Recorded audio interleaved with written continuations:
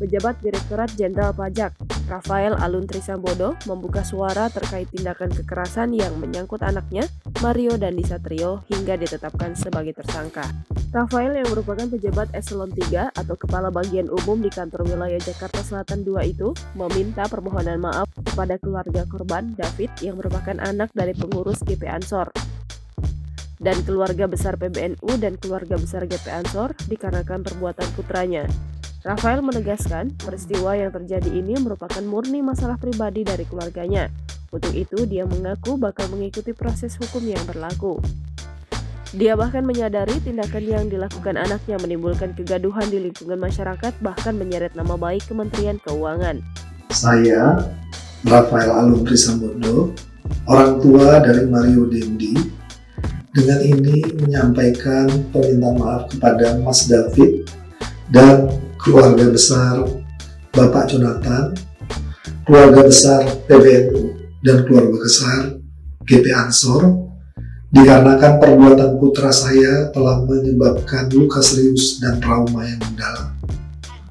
Saya selalu mendoakan kesembuhan Mas David, dan dalam kesempatan ini, saya juga ingin menegaskan bahwa hal ini merupakan masalah pribadi keluarga kami.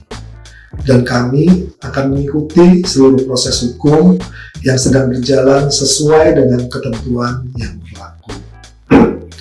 Saya menyadari bahwa tindakan putra saya yang salah sehingga merugikan orang lain, mengecewakan dan menimbulkan kegaduhan di masyarakat. Terkait pemberitaan mengenai harta kekayaan saya, sebagai bentuk pertanggungan jawab, saya siap memberikan klarifikasi terkait harta kekayaan yang saya miliki. Saya siap mengikuti seluruh kegiatan pemeriksaan oleh Inspektorat Jenderal Kementerian Keuangan. Saya juga meminta maaf kepada keluarga besar Kementerian Keuangan karena dengan adanya kejadian ini berpotensi menurunkan reputasi institusi dan kepercayaan publik yang telah dibangun selama ini.